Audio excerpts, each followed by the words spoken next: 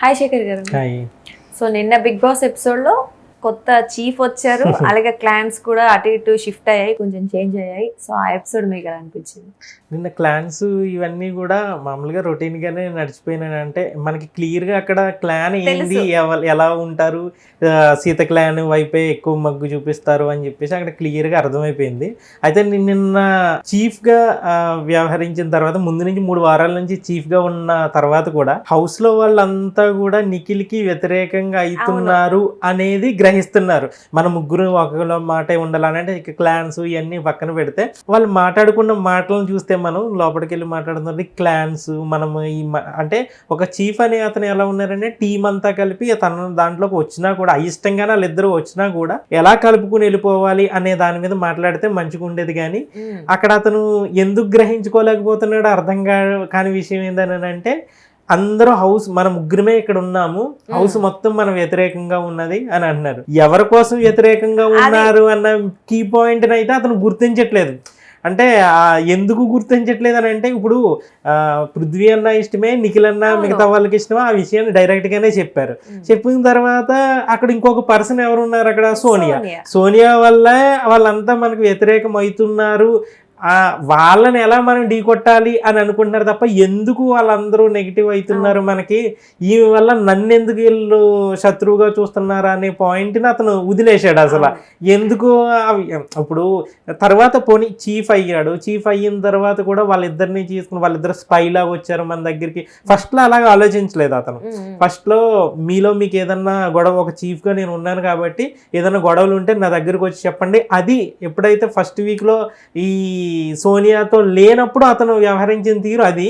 ఇప్పుడు ఉన్న తర్వాత మన ముగ్గురం ఒకటి, మన ముగ్గురమే ఉండాలి, వాళ్ళిద్దరిది స్పైలాగా వచ్చారని అంటే అదంతా అతను లీడర్షిప్ క్వాలిటీ కాదేమో అని అనిపించింది. నెక్స్ట్ అంతా ఈ నిన్న ఎపిసోడ్, ఆ క్లాన్లు, ఇదంతా ఈ టాస్క్లు అవన్నీ ఒక ఎత్తు అయితే, నిన్న మణికంఠ విషయంలో జరిగింది చాలా చూడటానికి కూడా చాలా బాధాకరంగా అనిపించింది. ఒక వ్యక్తి అంటే బిగ్ బాస్ హౌస్లో ఇంతకు ముందు కూడా ప్రతి సీజన్లోని చాలామంది కంటెస్టెంట్లు వచ్చారు, చాలామందిని తిట్టుకున్నాము, చాలామందిని పొగుడుకున్నాము, వీళ్ళు సరిగా చేయలేదు, వీళ్ళు ఇది చేయలేదు అని చెప్పేసి అని అనుకున్నాం.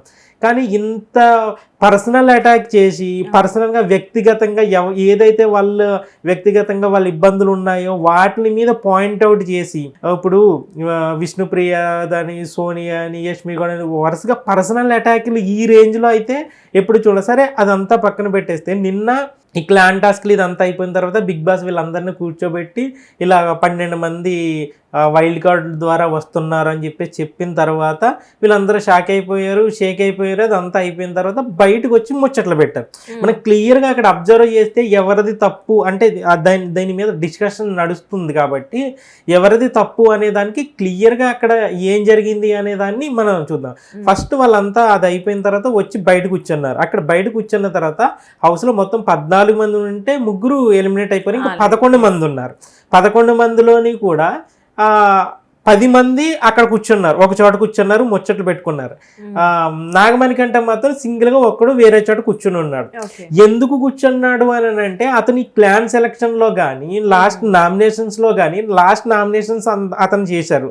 కరెక్ట్ రీజన్ చెప్పింది మణికంఠ పలానా తప్పు చేశాడు అని అనడానికి లేదు. ఎందుకంటే అతను ఫిజికల్ టాస్క్లో బాగా ఆడినా, ఎగ్ టాస్క్లో బాగా ఆడినా నువ్వు బాగా ఆడలేదని చెప్పేసి అతను నామినేట్ చేశారు. తర్వాత యష్మి గౌడ అయితే నిన్ను ఉన్న కారణం ఉన్నా లేకపోయినా నేను నామినేట్ చేస్తానని చెప్పేసి ముందే శపథం చేసింది అన్నట్టుగానే నామినేట్ చేసింది. మిగతా వాళ్ళు కూడా నన్ను, నైనిక అయితే నువ్వు వచ్చి నేను సేవ్ అయినప్పుడు నన్ను పలకరించలేదు కాబట్టి నేను నామినేట్ చేశానని చెప్పేసి, అంటే ఒక్కడ కూడా కరెక్ట్ రీజన్ లేదు. అక్కడ ఏందనంటే మణికంఠ అక్కడ వీళ్ళు అబ్జర్వ్ చేయాల్సిన విషయం ఏంటంటే, మొదటి నుంచి కూడా మణికంఠ ఏముందిలే అని మణికంఠ వెళ్ళిపోతాడు, ఆ చిన్న చూపు క్లియర్ గా కనపడుతుంది. నిన్నైతే అది పీక్స్ లోకి వెళ్ళిపోయింది. నిన్న అంటే ఒక వివక్ష అనేది ఆ బిగ్ బాస్ హౌస్ లో మనం రేర్ గా అసలు చూడలేదు. ఇప్పుడు వచ్చి ఒకరిని నువ్వు ఆడని మగ అని ఇలా చూసి, లేదనంటే ఇప్పుడు ఇతన్ని చాలా నిన్న మాట్లాడిన మాటను బట్టి కొంచెం చాలా బాధగానే అనిపించింది నిన్న అతను. అతను బాధను కూడా హేళనగా చేసి చూడటం కూడా నిన్న అక్కడ హౌస్ లో అందరూ ఒక చోట కూర్చుని ఒక పర్సన్ వ్యక్తిత్వాన్ని గురించి అతని జెండర్ గురించి మాట్లాడుకోవటం అనేది దారుణమే. ఫస్ట్ అదే సరే వాళ్ళు వచ్చి కూర్చున్నారు, అతను సింగిల్ కూర్చోడానికి అయితే క్లాన్స్ లో కూడా నేను అక్కడ ఈమె సీత క్లాన్ లోకి నేను వెళ్తాను అని అన్నప్పుడు కూడా అతను తీసుకోలేదు, అందరినీ తీసుకున్నారు వద్దని చెప్పి. నెక్స్ట్ మళ్ళీ యష్మి గౌడ అన్నప్పుడు మళ్ళీ వాళ్ళ ఇద్దరు స్వైప్ చేసినప్పుడు కూడా నన్ను ఎందుకు చూడలేదని అంటే ఫస్ట్ నుంచి కూడా నామినేషన్ లో కానీ లేదంటే టాస్క్ల్లో కానీ ఆ తర్వాత నిన్న జరిగిన ఆ టాస్క్లో క్లాన్ సెలక్షన్ తర్వాత టాస్క్లో ప్రారంభమైన తర్వాత కానీ వరుసగా చూస్తుంటే అతను అసలు మాట్లాడలేదు, ఒక పురుగుని చూసినట్టు చూస్తున్నారు వాళ్ళంతా హౌస్ మొత్తం కలిపి. దానివల్ల అతన్ని ఏదో ఇబ్బంది పెడుతున్నాం అని చెప్పేసి వీళ్ళు అనుకుంటున్నారు, కానీ మనం అబ్జర్వ్ చేస్తే అతను ఎవరైతే వెళ్ళిపోవాలి అని చెప్పేసి అనుకున్నారో వాళ్ళు ఎలిమినేట్ అవుతున్నారు తప్ప మణికంఠ గ్రాఫ్ ఇంకా పెరుగుతుంది. ఇప్పుడు నిన్న జరిగిన డిస్కషన్ ద్వారా కూడా మణికంఠని ఏదో అతని జెండర్ గురించి తనని ఏదో అపహాస్యం చేసాం, నవ్వుకున్నాం, హేళన చేసామని చెప్పేసి వీళ్ళ సంబరపడుతున్నారు, కానీ అతని గ్రాఫ్ ఒక్కసారిగా పెరుగుతుంది. వీళ్ళందరూ హౌస్ అందరూ కలిపి మొదటి నుంచి చెప్పుకుంటున్నది అదే, ఎప్పుడైతే హౌస్ అంతా కలిపి ఒక పర్సన్ టార్గెట్ చేస్తున్నారో బయట చూసే ఆడియన్స్ అంతా ఆటోమేటిక్గా మీరు అతన్ని అలా చేస్తున్నారు కాబట్టి మేము సపోర్ట్ చేస్తామని చెప్పేసి చేస్తుంటారు. ఇప్పుడు అదే అవుతుంది. ఇప్పుడు ఇతని విషయంలోని కూడా అది జరిగింది.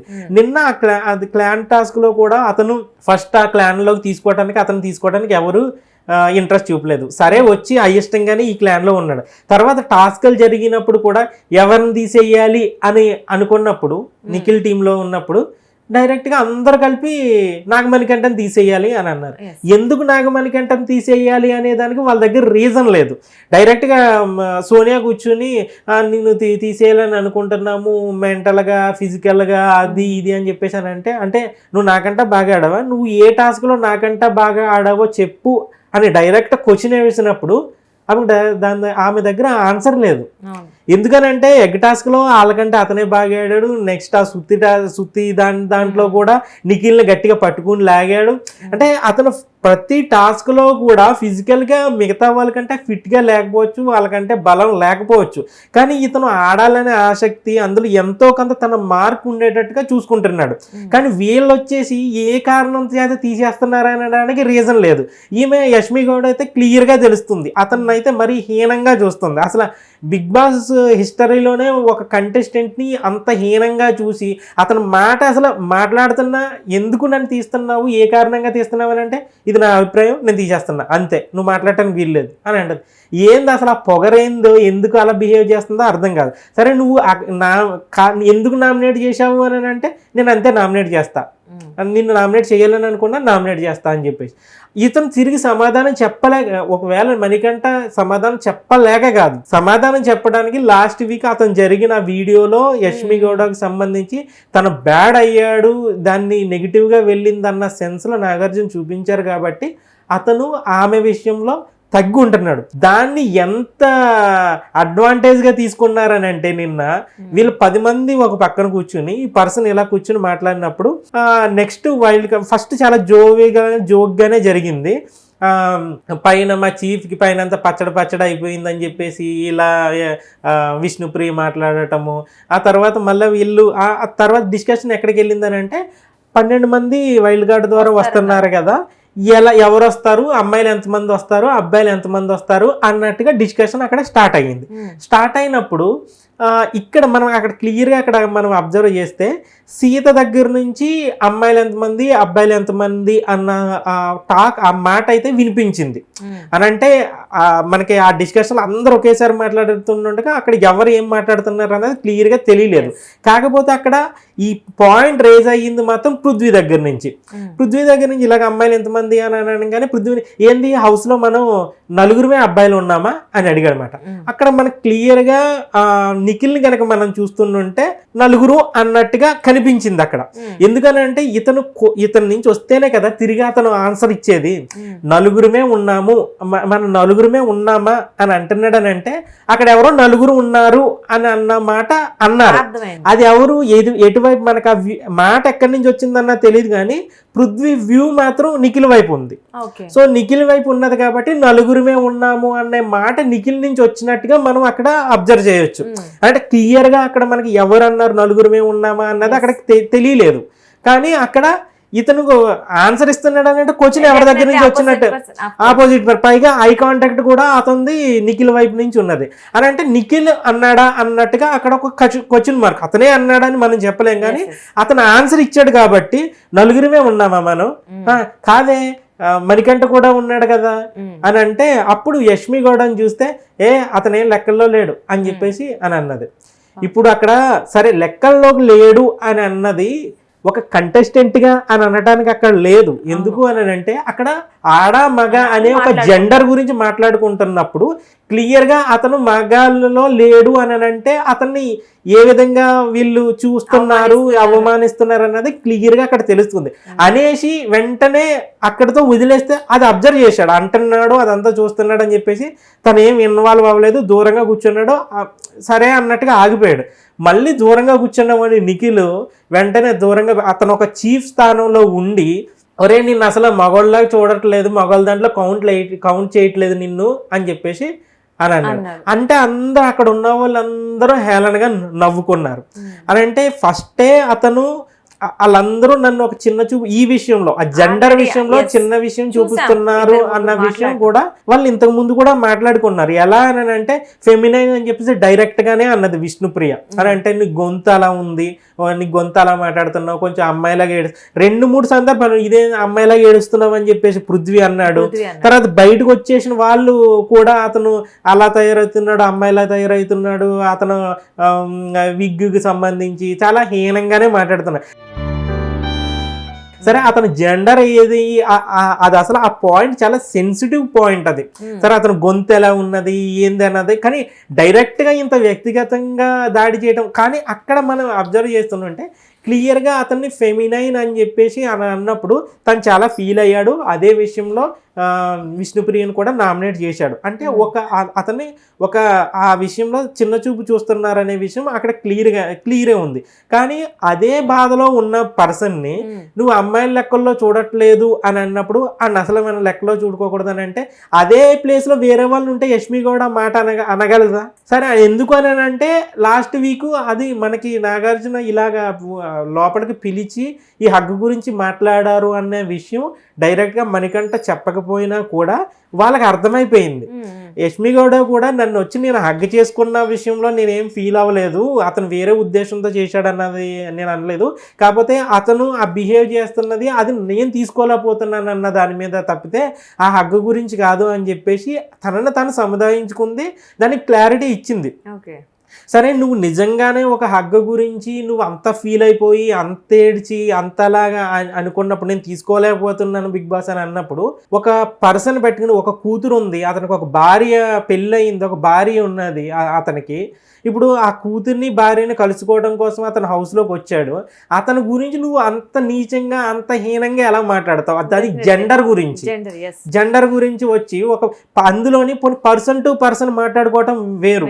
ఒక 10 మంది అక్కడ కూర్చుని ఒక పర్సన్ ఈడు మగాడు కాదురా అని మాట్లాడుకుంటుంటే ఎవరైనా బాధ అనిపిస్తుంది కదా అక్కడ కూర్చొని. రేపు పొద్దున్న ఇదే వీడియో తన కూతురు చూసిందని అనుకుందాం, డాడీ నిన్ను ఇలాగని అనుకుంటున్నారు కదా డాడీ, ఏంది డాడీ అని చెప్పేసి అదే మాట తన కూతురు వచ్చి మణికంఠని అడిగిందని అనుకో, మణికంఠ అసలు ఉండాలా పోవాలా అన్నంత పరిస్థితి, అంత సీరియస్ ఇష్యూ అది. ఎందుకనంటే అక్కడ అవ్వచ్చు ఒకవేళ తన మాట అలా ఉండొచ్చు, లేదనంటే తనకి కొంతమంది అలా ఉండొచ్చు, అది దాన్ని నువ్వు డైరెక్ట్ గానే నువ్వు మగాడు కాదురా అని చెప్పేసి అందరూ కలిసి గ్రూప్ గా అతన్ని టార్గెట్ చేయడం అనేది నన్ను చాలా బాధ కలిగించింది. అయితే ఇన్సెక్యూర్ గా ఉన్నారు ఆ విషయంలో, అనొద్దు అనేదని రిపీట్ చేస్తున్నారు మీరు. ఇంకోసారి ఇంకో విషయం ఏంటంటే అక్కడ సరే అని అన్న తర్వాత వీళ్ళ ఆ మాట అన్న తర్వాత ఇతను వెంటనే అతను మణికంఠ కూడా మాట్లాడిన తీరు కూడా అతను ఏమన్నాడనంటే, మీకు ఇది ఫన్ గా ఉండొచ్చు కానీ ఇది చాలా హర్టింగ్ గా ఉంది, నన్ను ఎవరెవరన్నారో వాళ్ళకి చెప్తున్నా, నేను మళ్ళీ ఈ టాపిక్ ఓపెన్ చేయకూడదని అనుకున్నా, కానీ మీరు మళ్ళీ మళ్ళీ తవ్వుతున్నారు. మినిమం కామన్ సెన్స్ ఉండాలి, బౌండరీస్ ఉండాలి. ఎవరు ఎంతవరకు హర్ట్ అవుతారో తెలుసుకుంటే మంచిది. ఇంకోసారి రిపీట్ అయితే ఇచ్చి పడేస్తా అని చెప్పేసి అని అన్నాడు. అంటే బౌండరీస్ ఉండాలి అంటే మీకు ఫన్గా ఉండొచ్చు కానీ హట్టింగ్గా ఉన్నది అని అంటే విష్ణుప్రియ వెళ్ళి నేను అనలేదు అని అంటే మళ్ళీ వీళ్ళిద్దరూ మళ్ళీ నేను అనలేదు నువ్వే అన్నావు అని చెప్పేసి నిఖిల్ ఇలాగనంటే హట్టింగ్గా ఉంటుంది, ఇంకోసారి ఇచ్చి పడేస్తానని అంటే బౌండరీస్ ఉండాలని అంటే పక్క నుంచి నబీల్ అన్నాడు. బౌండరీస్ ఉండాలని అంటున్నాడు ఏంది, ఇది మనం ఏమైనా క్రికెట్ ఆడుతున్నామా అని చెప్పేసి అతను హేళన, అదే అతను రియల్ ఎమోషన్ని హేళన చేస్తున్నారు అక్కడ. ఇది మనం ఏమైనా క్రికెట్ ఆడుతున్నావా అని చెప్పేసి అని అంటే మళ్ళీ ఇక్కడ ఇది ఎవరికైనా హట్టింగ్గానే ఉంటుంది అని అన్నప్పుడు అక్కడ నిఖిల్ రెస్పాన్స్ చూస్తే అవునవును నిజమే రా హట్టింగ్ ఉంటుంది అని చెప్పేసి అతను అది కూడా ఎటకారంగానే అక్కడ దాన్ని కూడా నబీల్ మళ్ళా ఇదే పాయింట్ తీసి నిన్న మేము నామినేట్ చేస్తాడు. నామినేషన్ అని చెప్పేసి చేతులు ఇలా పెట్టేసి అతను సీరియస్గా మాట్లాడుతుంటే ఏమంటున్నాడు అని చెప్పేసి అతని వైపు ఇలా చూసినప్పటికీ నిఖిల్ మాట్లాడేటప్పటికి ఇతని వైపు ఇలా చూసి నామినేషన్ అని చెప్పేసి హేళన అని అంటే అతను మగ ఆడ అనే దాన్ని ఆ సెన్సిటివ్ మ్యాటర్ని తీసి అతన్ని వీళ్ళంతా ఒక గ్రూప్గా అటాక్ చేసి ఇప్పుడు అక్కడికి తీసి ఒక నిజంగానే నాగార్జున అసలు మనిషి పుట్టగా పుట్టారా అన్నట్టుగా నిన్న అతన్ని అన్నారు, కానీ అసలు వీళ్ళు ఇక్కడ ప్రవర్తించిన తీరును బట్టి కదా ఇది అంతా. ఒక మందలా కూర్చుని ఆ గ్రూప్ అంతా ఒక 10 మంది గ్రూప్గా కూర్చుని నువ్వు అసలు అతను జెండర్ గురించి ఇప్పుడు వరకు తప్పే కదా అది క్లియర్ గానే. పోనీ నిజంగానే అక్కడ యష్మి కూడా ఇంకొక వాదన వినిపిస్తుంది ఏంటంటే అతను లెక్కలోకి తీసుకోకూడదు అని చెప్పేసి అని అన్నది అతన్ని కంటెస్టెంట్ గా అని అనుకుంటే ఓకే, కానీ అక్కడ సందర్భం ఏముంది, అక్కడ ఆడ మగ అనే అక్కడ ఆ సందర్భంలో అతను అసలు మగాళ్ళు ఎంతమంది అని అంటే మగాళ్ళు మణికంఠ ఉన్నాడు కదా, మణికంఠ లేడు కదా, నేను లెక్కల్లోకి తీసుకోవట్లేదు కదా అని అంటే అక్కడ క్లియర్గా జెండర్ కోసమే అన్నదనే అక్కడ క్లియర్గా తెలుస్తుంది. ఇప్పుడు మళ్ళీ యష్మి గౌడ అలాగ అనలేదు కదా అని చెప్పేసి అనుకోవడానికి అక్కడ లేదు కదా క్లియర్గా. యష్మి గౌడ ఏంటంటే క్లియర్గా ఆమె హేళన చేయటము, నవ్వటము, నాలుగు ఇలా ఖర్చుకోవటము ఇదంతా చూస్తుంటే మనకి అతను ఎందుకు అంత ఇప్పుడు అతను ఆటలో అతనితోటి ఢీ కొట్టడానికి అయితేనే అంటే మొదటి నుంచి కూడా అతను ఇవి వెళ్ళిపోయిన వాళ్ళు ముగ్గురులోని కూడా ఇద్దరు కూడా ఎవరు ఎలిమినేటర్ ఈ వారం ఎవరు ఎలిమినేట్ అయిపోతారని అంటే మణికంఠ గడ వెళ్ళిపోతాడు. మొదట్లో ఎవరన్నా టాస్క్ ఎవరిని తీసేద్దామని అంటే మణికంఠని తీసేద్దాము, ఎవరిని మన క్లాన్లోకి తీసుకోవద్దు అని అంటే మణికంఠని తీసుకోవద్దు. అసలు అక్కడ ఆటలో జరిగిన గుడ్డి టాస్క్లో కానీ లేదంటే మిగతా టాస్క్లో కానీ తన ఎఫెక్ట్ చూడాలి కదా. అక్కడ చూసి నువ్వు నిజంగానే నిఖిల్ అనేవాడు నిజంగా అంత పెద్ద అతను నేను మగవాళ్ళలో నుంచి తీసేశారా అని చెప్పి ఈ పెద్ద మగవాడు నిజంగా మగాడనంటే చేతిలో చెయ్యేసుకుని పట్టుకుని ఉండటం ఇదే కాదు కదా మగతనం అని అంటే. నిజంగానే మగతనం అని అంటే అక్కడ అతను ఆటలో ఎంత ఎఫెక్ట్ పెట్టాడు. అక్కడ ఒక నిఖిల్ అనేవాడు ఒక చీఫ్గా ఉన్నప్పుడు అక్కడ టాస్క్లో ఎవరిని తీసేయాలి అని అనుకున్నప్పుడు అక్కడ అతను ఆ టీంలో ఎవరు సరిగా లేదు, సోనియా సరిగా లేదు, క్లియర్గా అది చూసి వాళ్ళకి అందరికీ ఇది ఉన్నది. మరి అప్పుడు ఈ పెద్ద మగవాడు ఏం చేయాలి, సోనియాని తీసేయాలి కదా. అప్పుడు అక్కడ అతను చీఫ్ కానీ లేదనంటే ముందు అతను ఒక విన్నర్ కానీ ఒక టాప్ 5 కంటెస్టెంట్ అవుతాడు అని చెప్పేసి మనకి ఒక ఇతను ఆలోచించి నిర్ణయం తీసుకుంటున్నాడు అని అనడానికి మనం అనుకోవచ్చు. కానీ నిజంగా అక్కడ జరిగింది ఏంది అసలు, వీళ్ళందరూ కలిసి ఏమో పృథ్వీ ఏమో మణికంఠని తీసేయాలి అని అంటాడు, యష్మి కూడా మణికంఠని తీసేయాలి అని అంటుంది, సోనియా కూడా ఆడనోళ్ళు పోనీ యష్మి కూడా వాళ్ళిద్దరితో కంపేర్ చేస్తే యష్మి కూడా బాగా ఆడింది కాబట్టి సో నేను నీకులాగే ఆడాను కాబట్టి మన ఇద్దరిలోని నేనే బెస్ట్ అని అనుకున్నా కాబట్టి నేను తీసేయాలని అనుకున్నా. ఇంతకీ టాస్క్ ఏంటో తెలియదు, అక్కడ బ్రెయిన్తో ఆడే టాస్కా ఏ టాస్క్ అనేది ఇంకా నెక్స్ట్ ఏమి ఉంటాయి అన్నది తెలీదు. కానీ డైరెక్ట్గా అతన్ని టార్గెట్ చేస్తున్నారు అనడానికి క్లియర్ ఎగ్జాంపుల్. అక్కడ ఏదైనా తొలగించాలి దేని నుంచి తీసేయాలంటే ఫస్ట్ మణికంఠ పేరు వినపడుతుంది. సరే నువ్వు తీసే, అతను నిజంగా పెర్ఫార్మెన్స్ ఇద్దరికి మంచి ఫిజికల్ టాస్క్ జరుగుతుంది, అవతల పృథ్వీ ఉన్నాడు ఇవతల మణికంఠ ఉన్నాడు, మరి ఎవరు వెళ్ళాలని అనుకుంటే ఇతను సరిగా ఢీ కొట్టలేడు కాబట్టి ఇతను తీసేయాలని అనుకుంటే దానికి అర్థం ఉంది. అసలు టాస్క్ ఏందో తెలీదు, నువ్వు ఎవరిని తీసేయాలరా అని అనుకున్నప్పుడు ముందు ఏం జరిగింది, టాస్క్ లోపల ఏం జరిగినాయి, అందులో పెర్ఫార్మెన్స్ ఎలాగున్నది, చూడట్లేదు. ఇవన్నీ చూడాలి కదా. వాళ్ళిద్దరూ చెప్పాడు అంతే, వెంటనే మణికంఠని తీసేస్తున్నావు బిగ్ బాస్ అని. ఏ రకంగా అక్కడ కూడా మణికంఠ చాలా మెచ్యూర్డ్గా ఎలా బిహేవ్ చేశాడు అని అంటే, ఇప్పుడు అతనికి తెలిసింది అక్కడ ఆట. ఇప్పుడు వీళ్ళంతా మణికంఠని ఏదో చేసేస్తున్నాం మనం, అతని క్యారెక్టర్ గురించి మనం ఆడామా కానీ ఇలాగ మనకు అతని ఎమోషనల్గా మనం అతను దెబ్బ కొడుతున్నాం అని చెప్పేసి, హర్ట్ చేస్తున్నామని చెప్పేసి, వీళ్ళు అసలు ఆ జెండర్ అనే టాపిక్ చేసి వీళ్ళు అసలు మనుషులు అనే విషయాన్ని వీళ్ళు మర్చిపోతున్నారు. కానీ అదంతా కూడా అతనికి పాజిటివ్ అవుతుంది అనడానికి క్లియర్గా తెలుస్తుంది అక్కడ. నిన్న అది జరిగిన తర్వాత ఒక పర్సన్ గురించి అలా ఎలా మాట్లాడుకుంటారు అనేది క్లియర్గా ఉంది. కొంతమంది అయితే అతను వాయిస్ గురించి దీని గురించి ట్రోలింగ్ ఇదంతా మొదటి నుంచి ఎలా చేస్తున్నారు అలాగే చేస్తున్నారు. కానీ నిన్న మామూలుగా జెన్యూన్గా అనిపించింది ఏంటని అంటే, అక్కడ క్లియర్గా మణికంఠ విషయంలో వీళ్ళంతా ఒక గ్రూప్గా ఒక ముమ్మడిగా కూర్చొని అందరూ కూడా ఇతన్ని టార్గెట్ చేస్తున్నారు. సరే వ్యక్తిగతంగానో లేదనంటే అతని ఆటనో లేదనంటే ఇంకా అతను చేసిన మిస్టేక్స్నో టార్గెట్ చేసి ఒక మాట అన్నారని అంటే అనుకోవచ్చు. అక్కడ జెండర్ని తీసుకురావటం అనేది అసలు వీకెండ్లో అసలు నాగార్జున అడగాల్సిన ఇప్పుడు వరకు కూడా ఇలాంటి దరిద్రం ఎప్పుడూ లేదు. నిజంగా జెండర్ ఈక్వేషన్స్ ఇలాగా ట్రాన్స్జెండర్స్ వచ్చినప్పుడు కూడా నువ్వు అది నేను ఇది అన్నది డిస్కషన్ జరగలేదు.